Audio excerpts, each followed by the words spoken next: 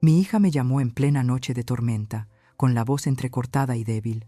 «Mamá, tengo mucho frío. Ayúdame. Ayuda a mi hijo. ¿Dónde estás?», le pregunté desesperada. Ricardo me dejó en una parada. Me duele tanto. Y en ese instante, del otro lado de la línea, se escuchó un grito desgarrador. «Me alegra que estés aquí. Si estás viendo este vídeo, dale like, suscríbete al canal y cuéntame en los comentarios desde dónde escuchas mi historia de venganza. Quiero saber hasta dónde ha llegado». La lluvia caía a cántaros, como si quisiera ahogar nuestro pueblito entero. Yo estaba sentada en la pequeña cocina. La luz amarillenta y débil iluminaba la pila de ropa recién lavada. Mis manos doblaban lentamente cada prenda, tratando de mantener mi mente ocupada. Era mi costumbre, la de una madre acostumbrada a preocuparse, a mantener todo en la casa en orden. El golpeteo de la lluvia en el techo de lámina era un estruendo que parecía ahogar cualquier otro sonido, pero cuando el teléfono sonó, di un brinco. La pantalla se iluminó, mostrando el nombre que siempre esperaba, que siempre me preocupaba. Clara, contesté de inmediato con las manos temblorosas, como si sintiera que algo malo pasaba. «Clara, mija», llamé con la voz quebrada por el silbido del viento al otro lado de la línea. El sonido de la estática era terrible, como si mi hija estuviera en medio de la tormenta. Entonces una voz débil, casi un susurro, se escuchó. «Mamá, tengo mucho frío. Ayúdame. Salva a mi Miguel». Sentí que el corazón se me paraba. La voz de Clara, mi hija, a quien había acunado desde que era una cosita de nada, ahora era tan débil que tuve que pegar la oreja al teléfono para poder oírla. «¿Dónde estás, Clara? Dime dónde estás».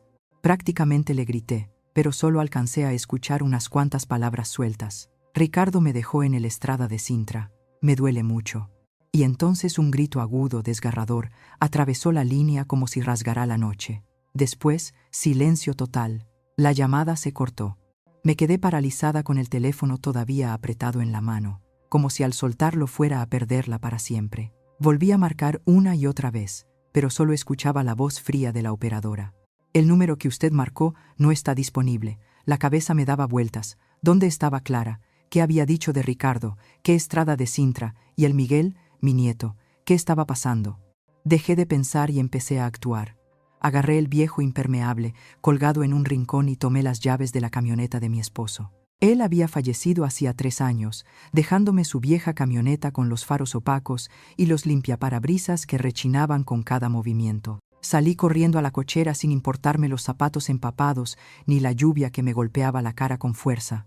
Solo tenía una idea en la cabeza: tenía que encontrar a Clara. La camioneta avanzó a través de la cortina blanca de lluvia, sus débiles faros luchando por atravesar el agua densa. Conduje hasta el hospital donde Clara tenía sus revisiones del embarazo. Ya casi le tocaba dar a luz, y recordaba que en su última llamada me dijo que hoy iría a un chequeo. Pero cuando llegué, la enfermera de la recepción negó con la cabeza. La señorita Clara Salgado fue dada de alta temprano por la mañana. Su esposo vino por ella. El corazón se me encogió de nuevo. Ricardo la había recogido. Entonces, ¿por qué me llamaba pidiendo auxilio en medio de la tormenta? No podía creerlo. Arranqué la camioneta y me dirigí a la casa de Clara y su esposo, a unos 10 kilómetros de allí. La casita estaba en las afueras, donde ella se había mudado con Ricardo, después de casarse. Golpeé la puerta, grité su nombre, pero la casa estaba a oscuras. Sin una sola respuesta, solo el aullido de la lluvia y el viento. Volví a la camioneta con un nudo en el estómago. La carretera al poniente, la única ruta desde el hospital hasta su casa, apareció en mi mente como la última pista. Conduje parando en cada estrada de Sintra, bajándome del vehículo para gritar su nombre bajo la lluvia. «Clara, hija». Mi voz se perdía, arrastrada por el viento. Nadie respondía el primer estrada de Sintra, el segundo, ni un alma, solo lluvia y oscuridad. Al llegar al tercero, cuando los faros de la camioneta barrieron el techo de lámina, vi algo que me heló la sangre. Un abrigo de maternidad color crema, el mismo que le había comprado a Clara cuando tenía 7 meses de embarazo. Estaba empapado en el suelo sucio junto a la base de un poste. Cerca había un celular destrozado con la pantalla rota, en 1000 pedazos, como si alguien lo hubiera arrojado con fuerza contra el piso. Me bajé de la camioneta. Las piernas me temblaban tanto que casi me caigo. Recogí el abrigo apretándolo con fuerza mientras el agua de lluvia se escurría fría entre mis dedos.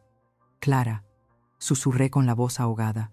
Caminé hacia el interior de la estrada de Sintra, a un rincón oscuro, y entonces la vi. Clara, mi hija, estaba acurrucada en una esquina, temblando de pies a cabeza, abrazando a un Miguel recién nacido, rojo y envuelto en un pañal delgado. Su cara estaba pálida como el papel, los ojos cerrados, los labios morados, el Miguel en sus brazos. Mi nieto era diminuto, frágil, no lloraba, no se movía. Clara, grité corriendo hacia ella. Me arrodillé, el agua helada empapando mis pantalones hasta los huesos, pero no me importó. Rápidamente saqué una toalla de mi bolsa, envolví al Miguel y me quité mi chamarra para cubrir a Clara. Hija, aquí está mamá. Ya llegué, repetía una y otra vez, mis lágrimas mezclándose con la lluvia.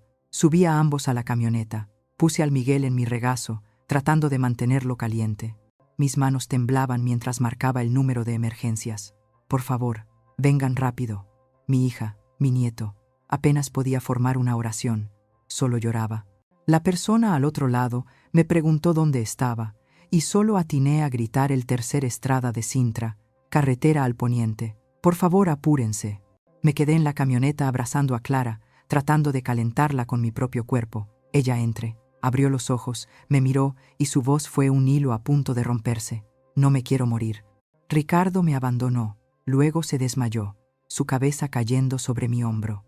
La ambulancia llegó después de 10 minutos que se sintieron como una eternidad. Una joven paramédica revisó rápidamente a Clara y al Miguel. Su voz era apresurada, pero tranquilizadora.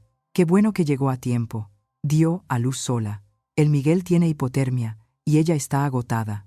Yo solo asentí, incapaz de hablar con las lágrimas corriendo sin parar. Subieron a los dos a la ambulancia y yo los seguí en mi camioneta, aferrada al volante para no temblar. En mi cabeza la frase de Clara se repetía sin cesar: Ricardo me abandonó. La rabia me invadió, pero sabía que no era momento de pensar en él. Solo quería que mi hija y mi nieto estuvieran a salvo en el hospital.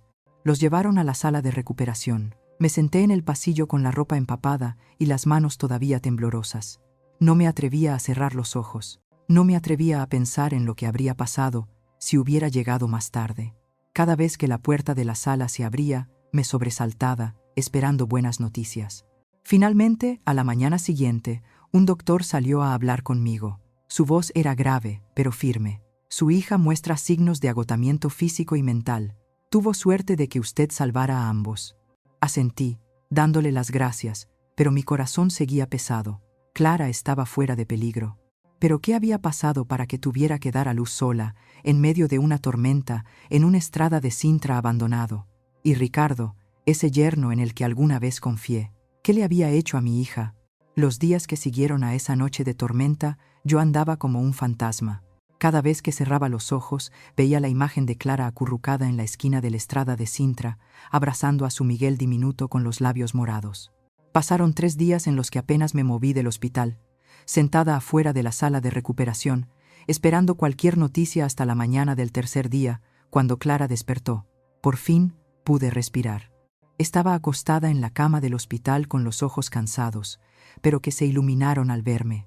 Mamá me llamó con una voz débil que me derritió el corazón. Le tomé la mano. Estaba helada, como si el frío de aquella noche de lluvia todavía estuviera atrapado en su cuerpo. «¿Ya estás bien, mija? Aquí estoy», le susurré conteniendo las lágrimas. Clara estaba muy débil, pero me reconoció.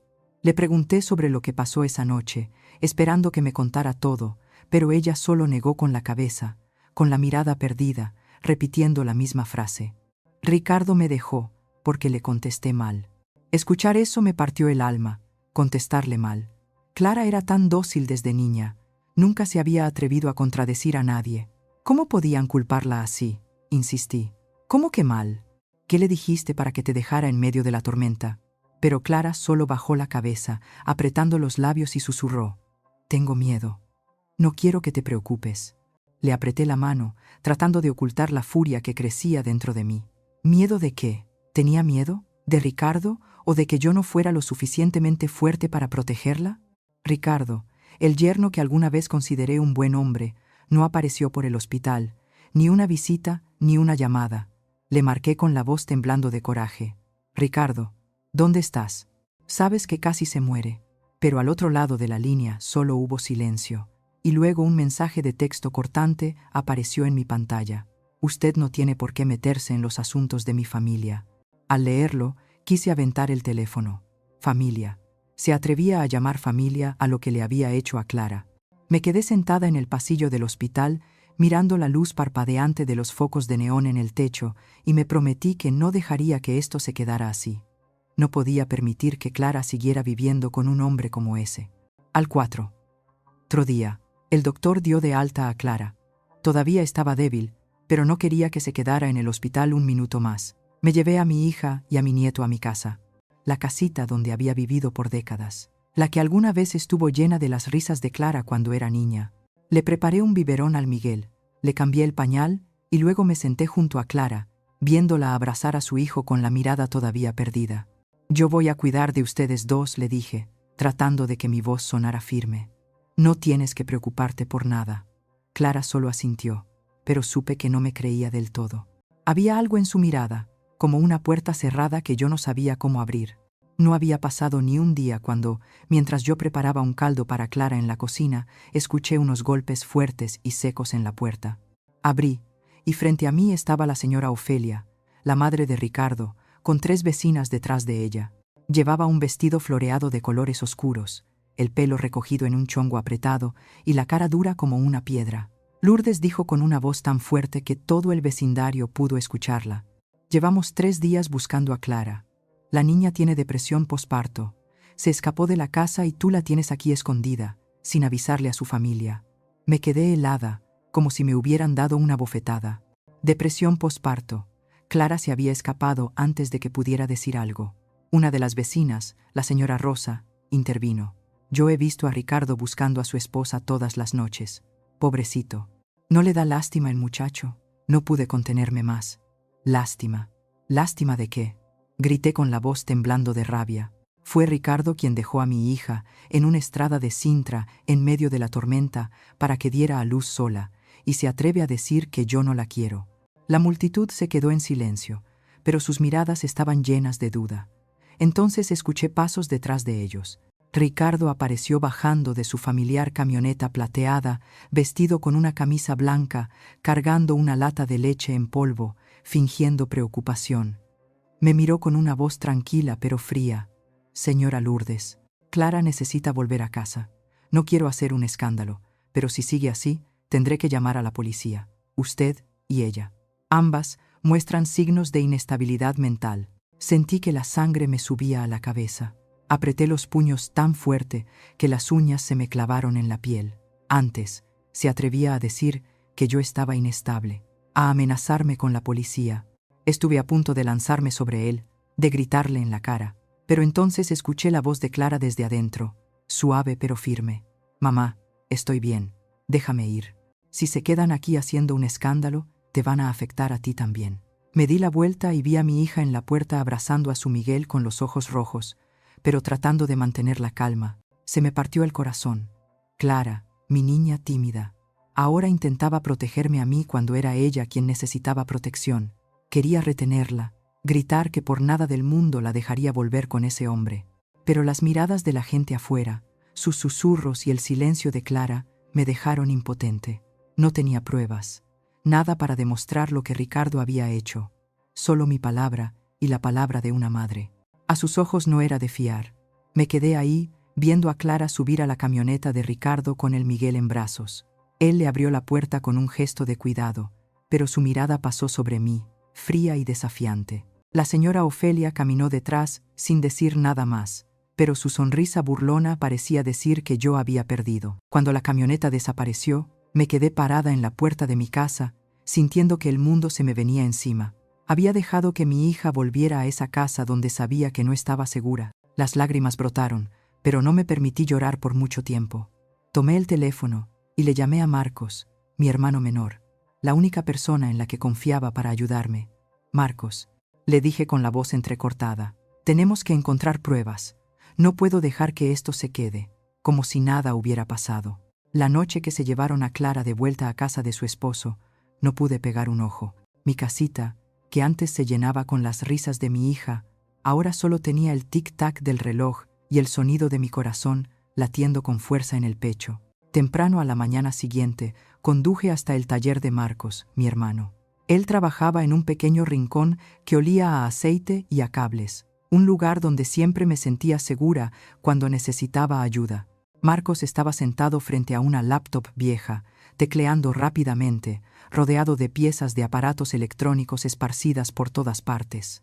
Arrastré una silla, me senté frente a él y le conté todo.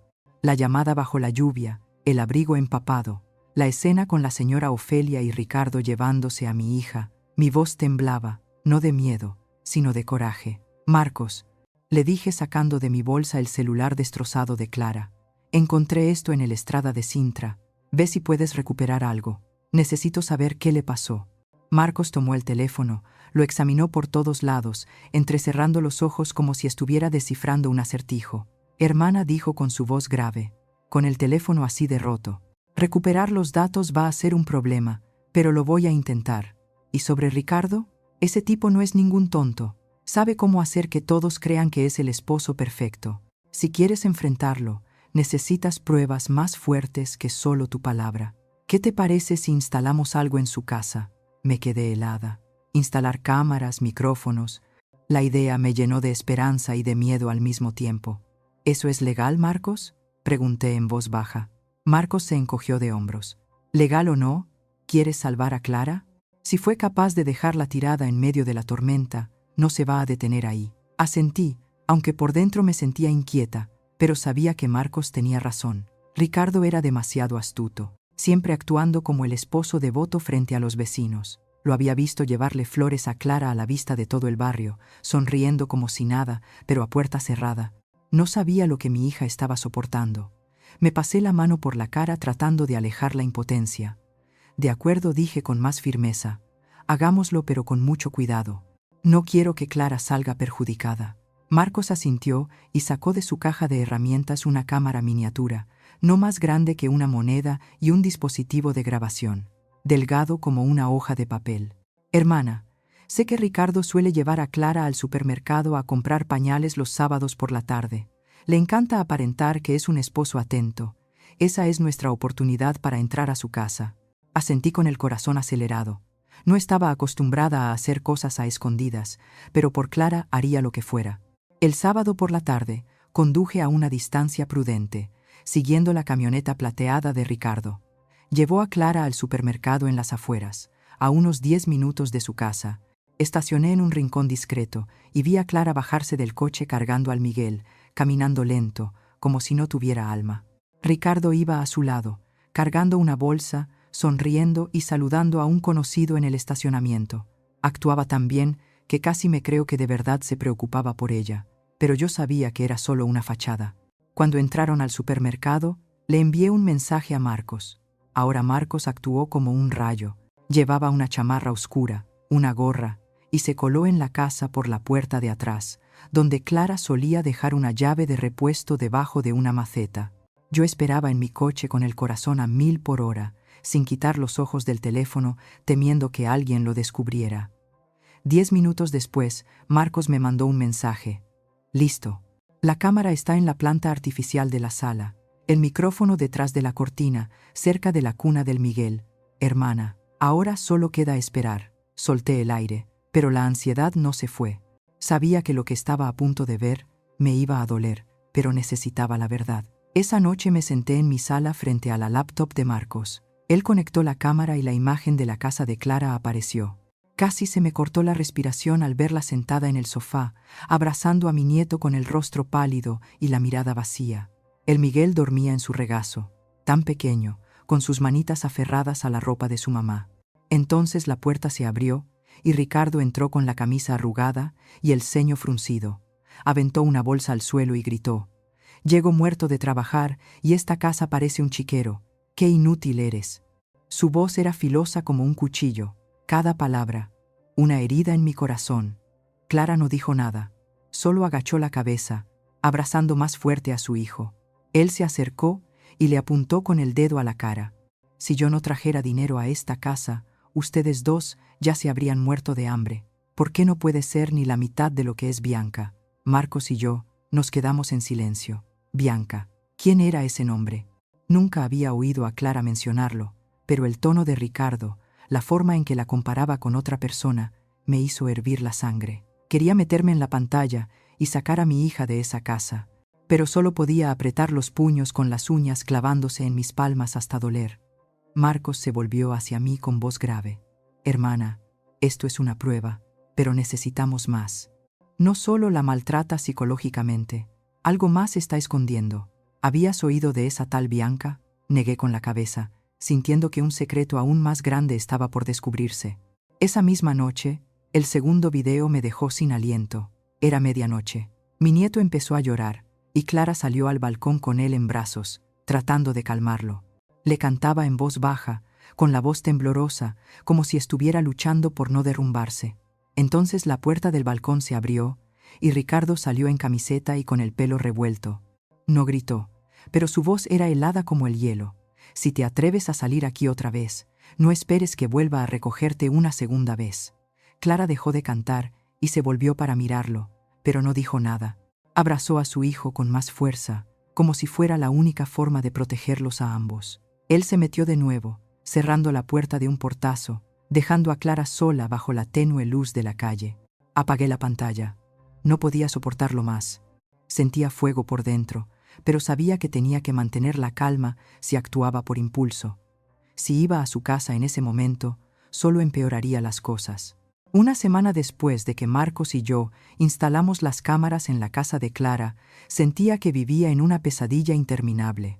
Más de 10 horas de grabación, más de 30 clips cortos que Marcos extrajo meticulosamente, mostraban que el yerno en el que alguna vez confié no solo era un hombre frío, sino un desgraciado. Insultaba a Clara, la llamaba inútil, la comparaba con una mujer llamada Bianca, de la que yo todavía no sabía nada. Pero aunque esos videos me hacían hervir la sangre, sabía que no eran suficientes.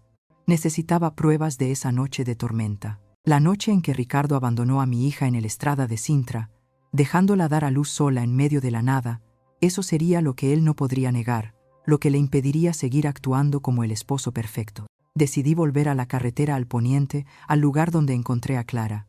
Llevaba una foto impresa en papel, una de Clara, usando el abrigo de maternidad color crema que le había comprado. No era una gran foto, solo un momento que capturé deprisa cuando se lo probó, pero su sonrisa en esa imagen me dolía en el alma. Conduje parando en cada estrada de Sintra, en cada fonda, al borde del camino, en cada pequeña gasolinera. Le mostraba la foto a cada persona que encontraba, vendedores, guardias, incluso a los traileros que descansaban. ¿Ha visto a esta muchacha?, preguntaba con la voz ronca de cansancio. La mayoría negaba con la cabeza. Algunos me miraban con lástima, como si fuera una viejita buscando algo que no existía. En una pequeña gasolinera, cerca del tercer estrada de Sintra donde había encontrado a Clara, me topé con un hombre mayor de pelo canoso que limpiaba el parabrisas de un camión de carga color azul claro. Llevaba una chamarra vieja. Sus manos eran ásperas, pero sus movimientos lentos y cuidadosos. Me acerqué, le mostré la foto, tratando de mantener la calma, señor. ¿De casualidad ha visto a esta muchacha? Llevaba un abrigo color crema. Estaba embarazada. Pudo haber estado por aquí hace una semana. El hombre miró la foto, frunció el ceño y luego negó con la cabeza. No la recuerdo bien. Por aquí pasa mucha gente. No me di por vencida y le pregunté. Pasó por aquí el martes pasado por la noche, como después de las 10. Estaba lloviendo muy fuerte. Dejó de limpiar el vidrio, me miró y pareció buscar en sus recuerdos. Esa noche llovía a cántaros. Apenas se veía el camino. Me pareció ver con los faros a alguien parado junto a un poste en el estrada de Sintra de más adelante, pero pensé que era un anuncio roto. No pude parar. Mi camión lleva gas. Es muy peligroso. El corazón me latió más rápido. ¿Usted tiene cámara de tablero?, pregunté con la voz temblorosa, sin atreverme a tener muchas esperanzas. El hombre dudó, me observó un momento y luego asintió. Sí, pero no estoy seguro de que todavía esté guardado ese video. Déjeme. Le llamo a mi sobrino para que traiga la laptop. Si recuerda bien el día y la hora, puedo checarlo. Asentí repetidamente, agradeciéndole una y otra vez, sintiendo que el corazón me iba a estallar de esperanza. Me quedé ahí, junto a su camión. El viento frío me hacía temblar, pero no me importaba. Solo una prueba, solo un momento grabado y podría demostrar lo que Ricardo había hecho. 2 horas después, estaba sentada en una pequeña cafetería junto a la gasolinera, frente al trailero y su sobrino, un joven delgado con una laptop vieja. El muchacho abrió los archivos de video de la cámara, pasando por cada clip hasta que le dije, ahí. Detente como a las 22:36 de la noche del martes. Rebobino en cámara lenta y entonces en la pantalla lo vi. La subí plateada de Ricardo, estacionada justo bajo el techo del tercer estrada de Sintra. La reconocí al instante. La había visto demasiadas veces. Sus faros eran un recuerdo imborrable. Ricardo se bajó con un impermeable negro, abrió la puerta del copiloto y le gritó algo a la persona que estaba adentro. Llovía tan fuerte que no se oía nada, pero lo vi levantar la mano, señalar y luego azotar la puerta. La camioneta arrancó a toda velocidad, dejando atrás una figura que se tambaleaba bajo la lluvia. Era Clara con su abrigo color crema, empapado con las manos en el vientre, caminando con dificultad, antes de desplomarse. Me quedé sin palabras. Las lágrimas brotaron sin que me diera cuenta. Es ella, susurré tapándome la boca. El trailero me miró con una expresión suave, como si entendiera mi dolor. Señora, lo siento mucho. Si hubiera sabido que era una persona, me habría detenido. Negué con la cabeza, tratando de contener el llanto. No, usted no tiene la culpa. Gracias, de verdad, muchas gracias. Le pedí una copia del video y él asintió, diciéndole a su sobrino que lo pasara a una memoria USB para mí. Cuando tuve esa pequeña memoria en la mano, sentí como si estuviera sosteniendo un rayo de luz en medio de la oscuridad. Esta era la prueba, algo que Ricardo no podría negar. Un testigo accidental, un extraño sin relación alguna, imposible de manipular. Esa noche le llevé la USB a Marcos. Él revisó el video comparando la hora en la pantalla 2236. Justo como lo recordaba, hermana, dijo Marcos con voz firme. Esto es suficiente para llevarlo a juicio. Si lo combinamos con las grabaciones y los videos de la casa, podemos demostrar que no solo la maltrata psicológicamente, sino que la abandonó en un momento de emergencia. Asentí, pero mi corazón seguía pesado. Una tarde estaba sentada en mi pequeña sala, la luz amarillenta de la lámpara vieja iluminando la pantalla de la laptop. Volví a ver el video que Marcos me acababa de enviar. Cada cuadro era como una puñalada en el corazón. Clara, mi hija sentada en el sofá, abrazando a mi nieto con las manos temblorosas mientras le daba de comer, su rostro pálido, la mirada perdida como si le hubieran arrancado el alma.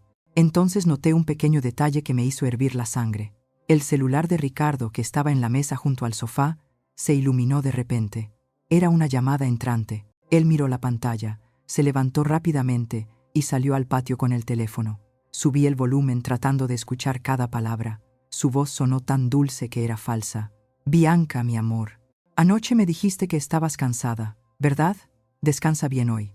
Sí, mi vida. Me sobresalté apretando el borde de la mesa. Bianca. Ese nombre otra vez como un fantasma que no dejaba de aparecer. Él siguió hablando con voz tierna, llamando mi vida a la persona al otro lado, sin el menor reparo, aunque Clara estaba a solo unos pasos.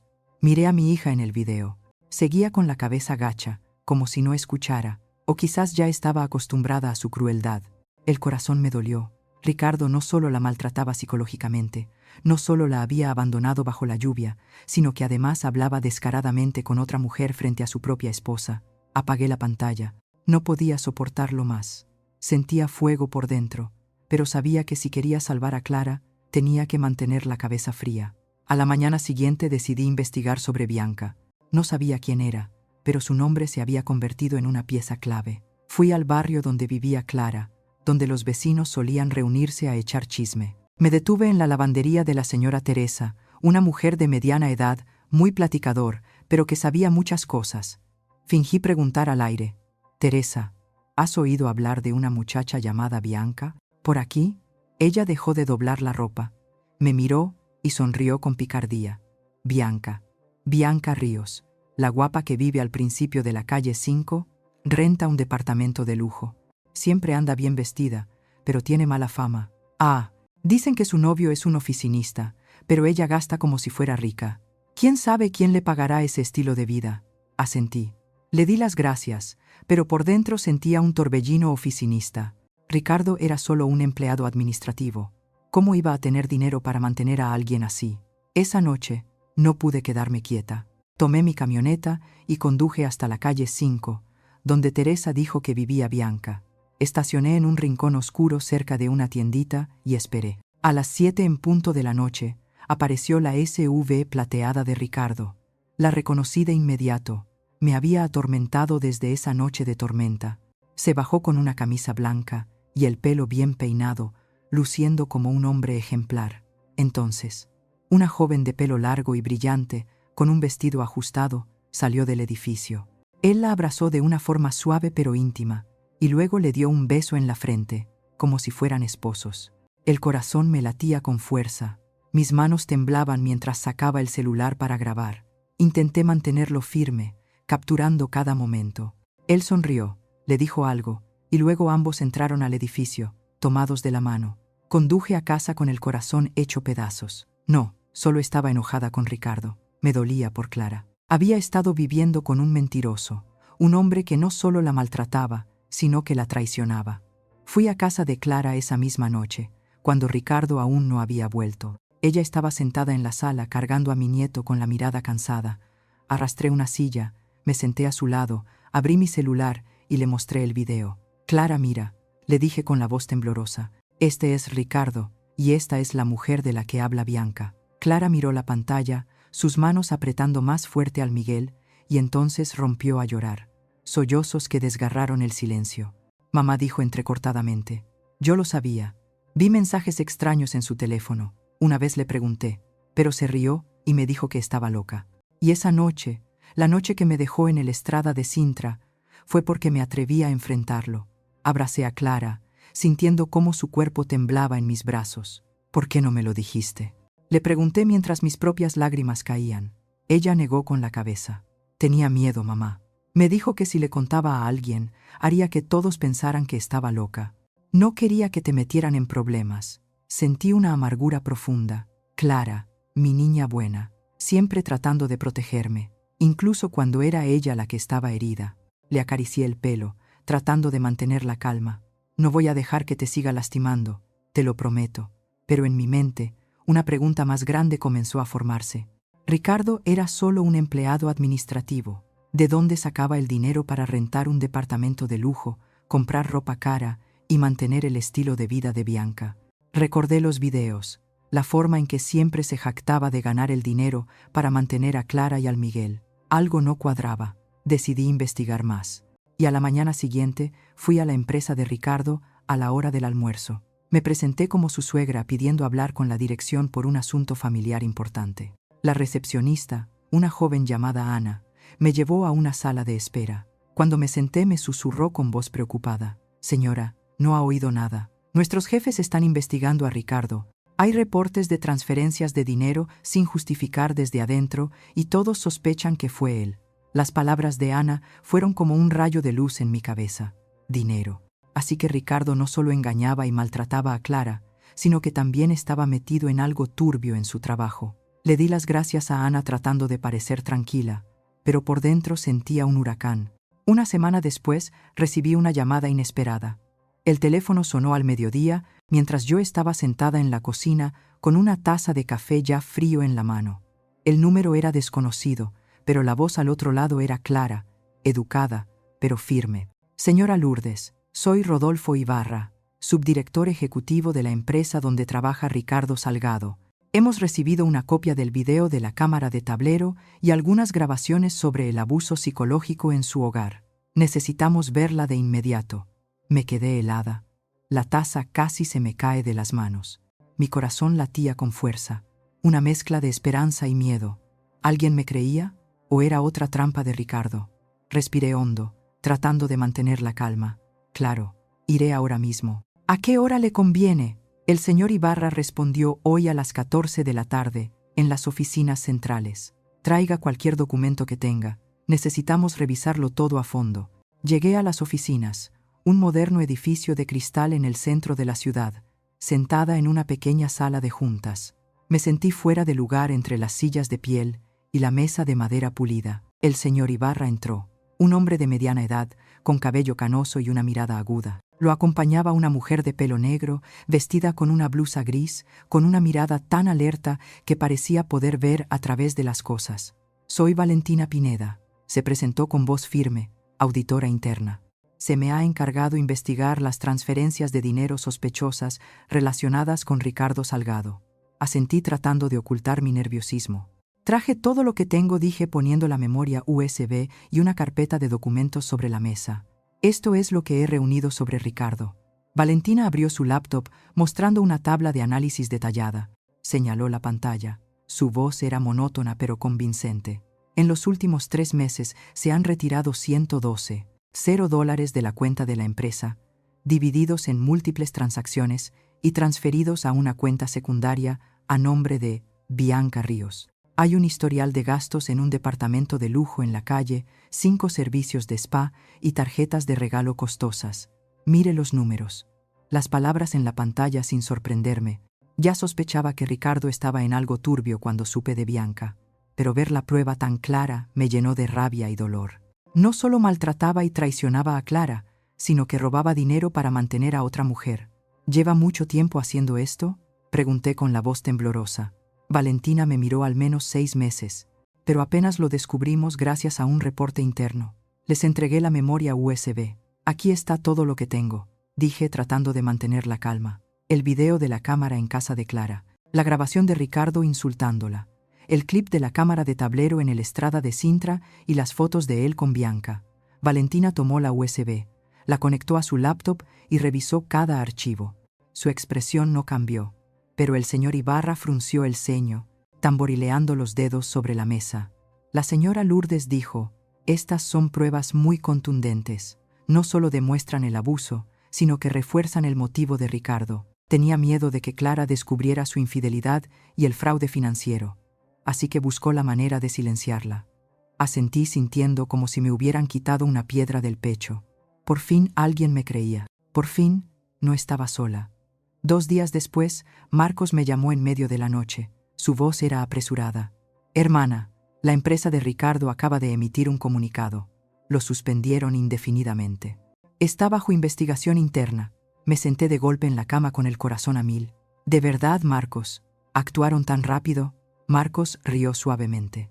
«Hermana, con lo que les diste, no podían ignorarlo. Pero ten cuidado, Ricardo no es de los que se rinden. Fácil». Las palabras de Marcos me dieron un escalofrío.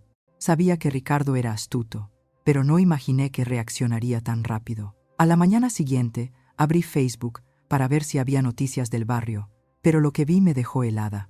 Una larga publicación en el perfil de Ricardo, con un título que me paralizó: «Cuando solo quieres ser un buen esposo, pero te convierten en el villano». Escribía como una víctima diciendo que yo, su suegra, lo había calumniado, inventado historias, destruido. Su familia publicó videos antiguos. Él cargando a mi nieto, limpiando leche derramada, besando la frente de Clara mientras dormía, todo con una música de fondo suave. Lo vi con las manos temblorosas, la sangre hirviendo en mis venas. Esas imágenes eran reales, pero yo sabía que eran solo una fachada. ¿Cuánto tiempo llevaba montando este teatro y cuánta gente le había creído? Debajo de la publicación, su madre, la señora Ofelia, dejó el primer comentario como una puñalada en mi corazón. «Mi hijo está cargando con todo, pero la realidad es que Clara fue diagnosticada con un trastorno emocional posparto. Ella misma dijo que su propia madre quería hacerle daño, y ahora esa madre culpa a mi hijo». Esa mañana mi teléfono no paró de vibrar. Las notificaciones de las redes sociales se acumulaban: mensajes, comentarios, incluso llamadas de parientes lejanos que ya ni recordaba. Una sobrina me llamó con voz vacilante. «Tía, no pensé que mi primo político estuviera sufriendo tanto. Por favor, ya no haga más grande el problema». «Sí». Apreté el teléfono queriendo gritar, pero me quedé en silencio. No respondí, no porque no supiera qué decir, sino porque estaba demasiado cansada de tener que explicarme. Abrí Facebook y la publicación de Ricardo me golpeó de nuevo como una obra de teatro diseñada para convertirme en la mala. Más de 400 veces compartida. Cientos de comentarios de compasión llamándolo un esposo devoto acosado por una suegra controladora. Escribió un texto largo, cada palabra calculada. La señora Lourdes, mi suegra, siempre ha querido controlar la vida de Clara. Nunca me aceptó. Nunca aceptó la felicidad de su hija, aunque Clara no confíe en mí. Yo le sigo cambiando los pañales a mi hijo. Le compro sus medicinas cuando tiene fiebre. Lo arrullo para que duerma cada noche. Lo leí con las manos temblorosas, la sangre subiéndome a la cabeza. Me llamó la sombra que silenciosamente destruye la vida de su propia hija. Publicó videos cortos, él cargando a mi nieto con una gran sonrisa, limpiando leche derramada, besando la frente de Clara mientras dormía. La música era suave, la iluminación de los videos estaba editada para que todo pareciera natural y cálido, pero yo sabía que no era la verdad. Era un teatro perfecto, montado para ocultar lo que había hecho. Quería gritar, publicar una respuesta, pero sabía que si lo hacía, caería en su trampa. Él quería que perdiera la calma, que me convirtiera en la vieja Arwen. Era que los comentarios maliciosos decían que era debajo de la publicación. Perfiles desconocidos saltaban a defender a Ricardo insultándome.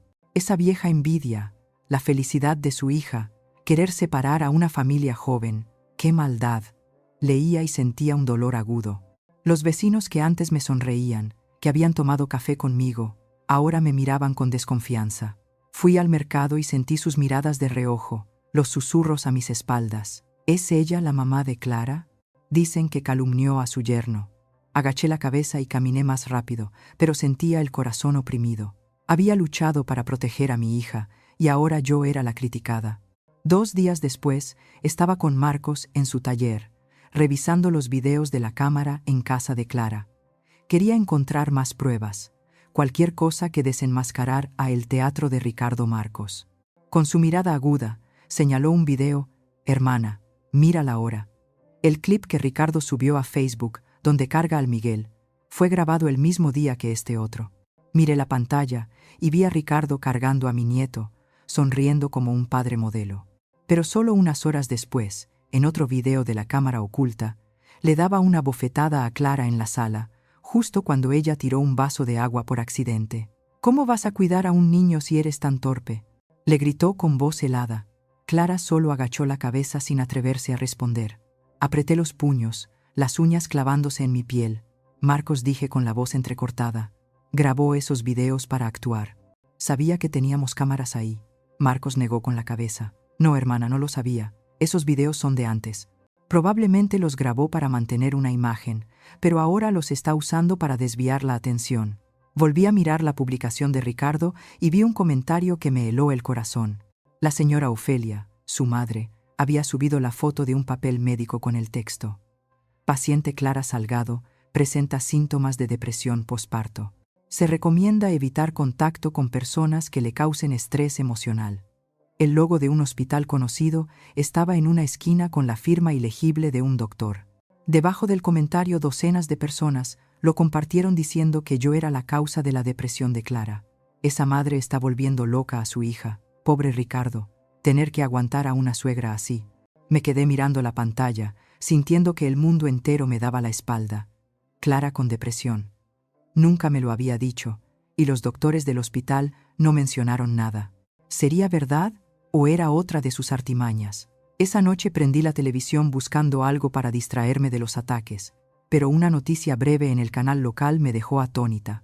El titular en la pantalla decía: capturan al dueño de una clínica por falsificar documentos médicos. Se incautan más de 40 certificados psicológicos, algunos usados para evadir responsabilidad legal en divorcios y disputas. El reportero mostró un primer plano del logo de la clínica y lo reconocí al instante. Era el mismo logo del papel médico que la señora Ofelia había publicado. Tomé una foto de la pantalla de inmediato y se la envié a Marcos y a Rebeca, la abogada que había contactado la semana anterior para que me asesorara. Marcos, Rebeca, miren esto. Ese papel médico es falso, les escribí junto a la foto, llena de esperanza. Rebeca respondió al momento: señora Lourdes, esto es un giro importantísimo.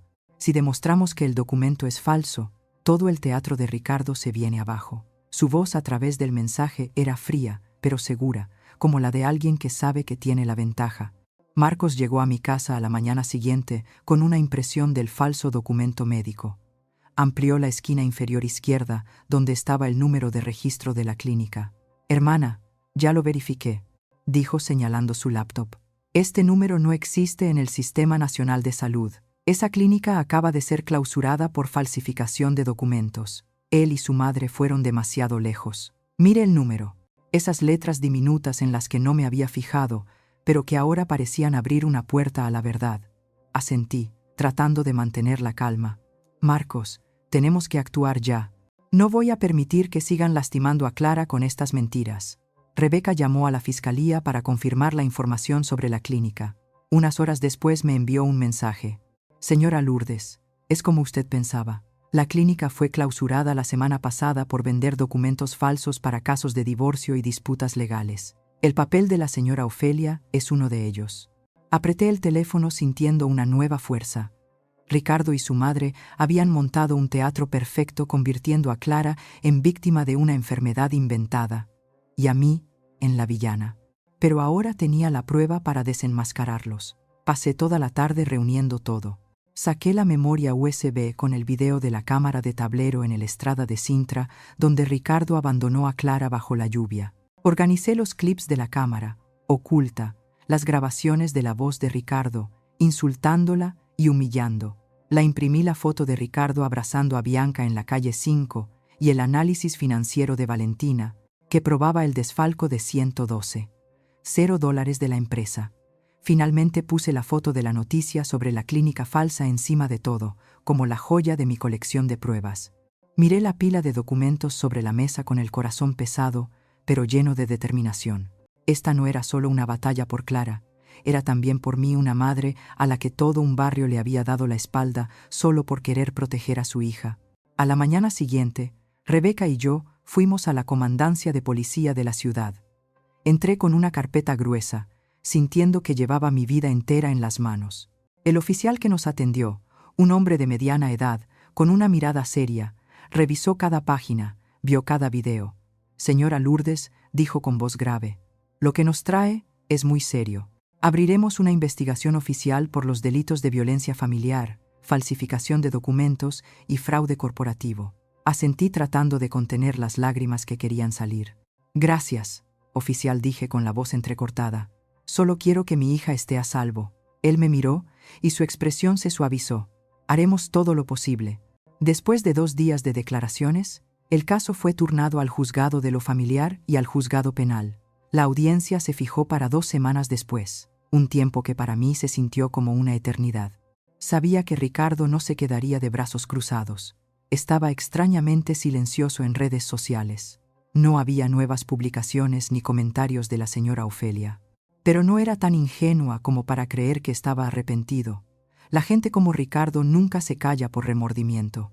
Estaba preparando su siguiente jugada y yo tenía que estar lista. Marcos me llamó una noche con voz apresurada. Hermana, acabo de descubrir algo. La cuenta bancaria a nombre de Bianca Ríos está siendo vaciada poco a poco, transfiriendo el dinero a varias carteras electrónicas pequeñas. Está tratando de borrar sus huellas. Me quedé helada. ¿Qué quieres decir? ¿Va a deshacerse también de Bianca? Marcos asintió por teléfono. Exacto. Hablé con un amigo que trabaja en el banco. Estas transacciones empezaron justo después de que suspendieron a Ricardo. Sabe que lo están investigando y está cortando todos los lazos. Llamé de inmediato a Valentina y ella lo confirmó. Señora Lourdes, nuestros registros internos muestran lo mismo. Está usando a Bianca como chivo expiatorio. Ricardo solo mantiene cerca a la gente mientras le sirve de algo. Sentí un nudo en el estómago. No me daba lástima. Bianca. Ella había elegido estar del lado de Ricardo y había contribuido al dolor de Clara, pero veía claramente su crueldad. No solo engañaba a su esposa y robaba dinero, sino que estaba dispuesto a desechar a su amante en cuanto dejaba de serle útil. La mañana de la audiencia, el cielo estaba nublado, con nubes grises que parecían aplastar mi espíritu. Llegué temprano al juzgado. Sentada junto a Clara en una sala de espera fría, llevaba un vestido largo de un azul pálido y abrazaba a mi nieto con fuerza. Sus manos temblaban, pero su mirada era firme. La miré sintiendo una mezcla de orgullo y dolor. Clara, mi hija, antes tan frágil y asustada, ahora se esforzaba por enfrentar la pesadilla llamada Ricardo. Aquí estoy, mija, le susurré tomándole la mano. Ella asintió sin hablar, pero el suave apretón me hizo saber que se apoyaba en mí, como yo siempre había sido su apoyo desde niña. Rebeca, nuestra abogada, había llegado la noche anterior con una carpeta repleta de documentos. Revisó cada página, cada video, cada copia con la mirada afilada de una guerrera lista para la batalla. Valentina también estaba allí, con un fajo de papeles contables sellados en rojo, su rostro tranquilo pero decidido. «Señora Lourdes», dijo Valentina con voz grave, «hoy haremos que no tenga escapatoria». Asentí, tratando de ocultar la ansiedad que me consumía. Había llegado tan lejos, había reunido todas las pruebas, pero aún tenía miedo. Miedo de que Ricardo, con su astucia, encontrará la manera de darle la vuelta a la situación una vez más. Ricardo llegó 10 minutos tarde, entrando a la sala con un traje gris claro, el pelo peinado, aparentando calma. Lo acompañaban su madre, la señora Ofelia y Bianca, la joven que había visto en el video de la calle 5. La señora Ofelia vestía de negro, con el rostro duro como una piedra, mientras que Bianca mantenía la cabeza gacha con las manos entrelazadas frente a ella. Miré de reojo a Clara y vi que observaba a Bianca por un instante antes de bajar la vista rápidamente. Apretando más fuerte a mi nieto, supe que estaba conteniéndose, luchando para que el dolor no la desbordara. Puse mi mano en su hombro y le susurré: «Eres muy fuerte, Clara. Aquí estoy». Ella asintió levemente, pero su mirada seguía llena de heridas. La audiencia comenzó. El ambiente en la sala era tan pesado como el cielo. Afuera, Rebeca se puso de pie y presentó los cargos. Con una voz clara y cortante, mostró cada prueba. El video de la cámara de tablero de Ricardo, abandonando a Clara bajo la lluvia. Los clips de la cámara oculta, donde la insultaba y amenazaba.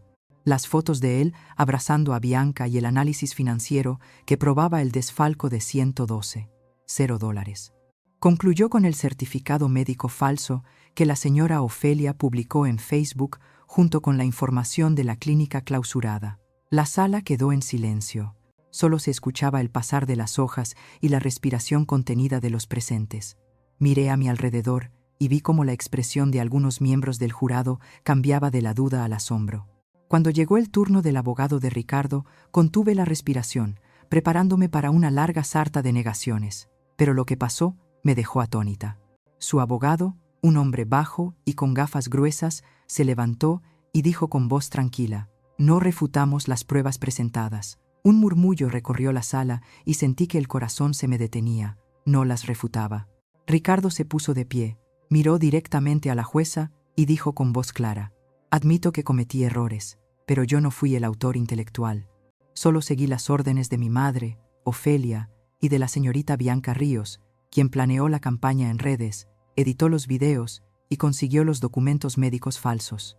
La sala estalló en murmullos. Rebeca se giró para mirarme con los ojos llenos de sorpresa. Me incliné y miré hacia Bianca. Estaba rígida, con el rostro pálido, apretando las manos tan fuerte que las uñas se le clavaban en la piel. La señora Ofelia se levantó de un salto, apuntando a Ricardo y gritando: «¡Mentiroso! Tú dijiste que te encargarías de todo, que yo solo hiciera lo que me decías».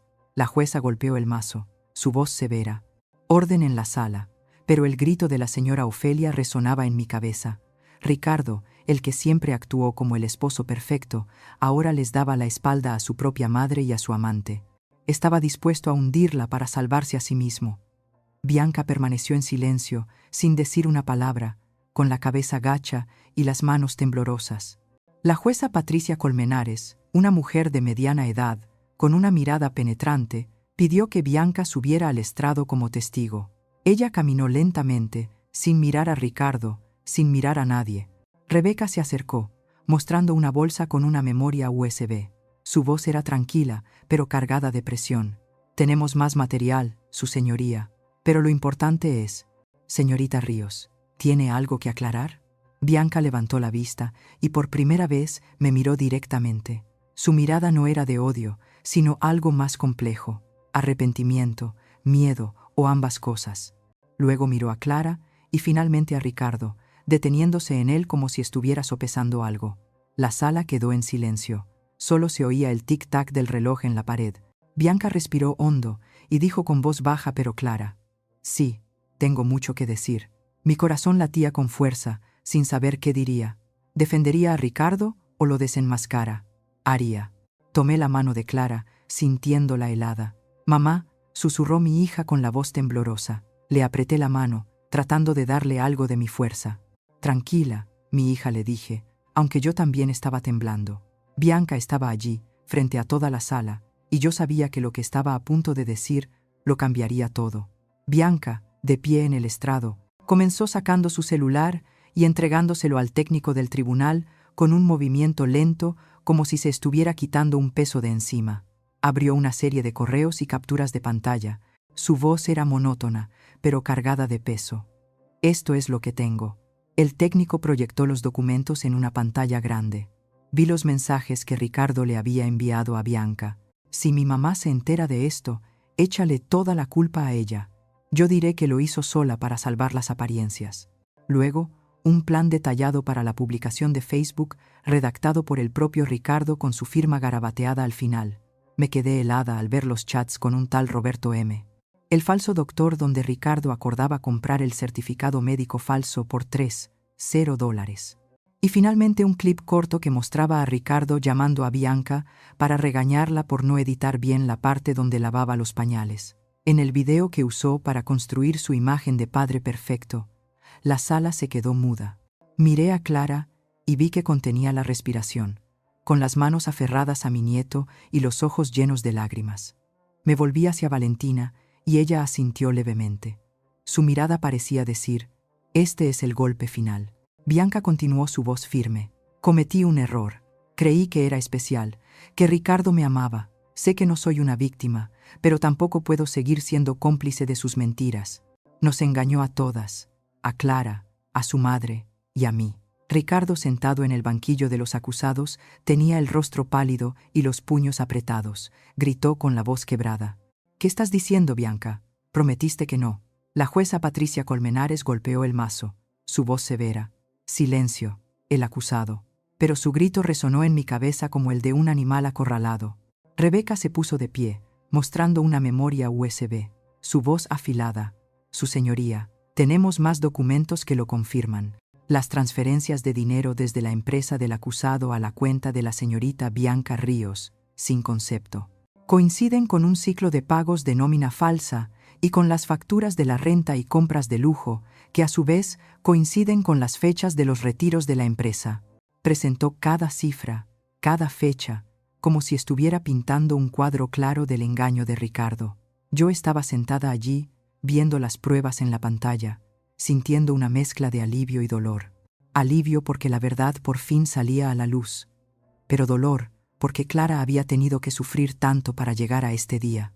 Después de 30 minutos de deliberación, la jueza Patricia Colmenares regresó. Su rostro era serio, pero su mirada decidida golpeó el mazo y su voz retumbó en la sala. Ricardo Salgado es declarado culpable de violencia familiar organizada, falsificación de documentos y abuso de confianza para cometer fraude. Se le condena a 9 años de prisión y a la confiscación de sus bienes personales. Se le retira la patria potestad y se le prohíbe acercarse a Clara Salgado y a la madre de ésta de forma permanente. La sala quedó en silencio y luego un sollozo se escapó de Clara. Abrazó a mi nieto con fuerza. Las lágrimas corrían por sus mejillas. Mamá susurró con la voz ahogada. Le tomé la mano sin llorar, pero con la cabeza en alto. Había luchado y habíamos ganado. Bianca salió del juzgado en silencio. Nadie la detuvo. La vi alejarse sin saber si sentir rabia o lástima. Había elegido el bando equivocado, pero al final fue ella quien ayudó a que la verdad se supiera. Se llevaron a Ricardo, su rostro pálido, la mirada vacía. La señora Ofelia se quedó sentada en su lugar, con la cabeza gacha, sin decir una palabra. No sentí satisfacción, solo una profunda tristeza. Una familia se había roto no por mi culpa, sino por las mentiras que el propio Ricardo había construido. Un mes después, Clara y yo estábamos sentadas en mi pequeña cocina. La luz del sol de la mañana entraba por la ventana iluminando el cuarto. Crow, mi nieto, el pequeño Luz, estaba en su cuna, agitando sus manitas. Clara lo miraba y una sonrisa, la primera en muchos meses, apareció en su rostro. Mamá dijo con voz suave, «Quiero hacer algo para ayudar a otras mujeres como yo». Asentí, sintiendo una calidez en el pecho. Empezamos a planear la Fundación Luz Clara, nombrada en honor a mi nieto, para apoyar a mujeres víctimas de violencia psicológica y manipulación financiera en el matrimonio. Miré a Clara y la vi más fuerte, como una flor que había sobrevivido a la tormenta. Ya no era la madre que veía a su hija sufrir desde afuera. Había atravesado la lluvia, enfrentado las mentiras, las miradas de desconfianza y mi propio miedo. Aprendí que la justicia no siempre está servida, pero siempre empieza con aquellos que se atreven a levantar la voz. Clara, le dije tomándole la mano, estoy muy orgullosa de ti. Ella sonrió con los ojos brillantes. Yo también estoy orgullosa de ti, mamá. Y en ese momento supe que sin importar cuán doloroso fuera el pasado, juntas construiríamos un futuro mejor para Clara, para el pequeño Luz y para todas las mujeres que necesitan un rayo de esperanza. La historia que acabas de escuchar ha sido modificada en nombres y lugares para proteger la identidad de las personas involucradas. No contamos esto para juzgar, sino con la esperanza de que alguien escuche y se detenga a reflexionar. ¿Cuántas madres están sufriendo en silencio dentro de su propio hogar? Yo realmente me pregunto, si tú estuvieras en mi lugar, ¿qué harías? ¿Elegirías callar para mantener la paz? ¿O te atreverías a enfrentarlo todo para recuperar tu voz? Quiero saber tu opinión, porque cada historia es como una vela que puede iluminar el camino de alguien más. Dios siempre bendice, y estoy convencida de que la valentía nos lleva a días mejores. Mientras tanto, en la pantalla final, te dejo 2 de las historias más queridas del canal. Estoy segura de que te sorprenderán. Gracias por haberte quedado conmigo hasta este momento.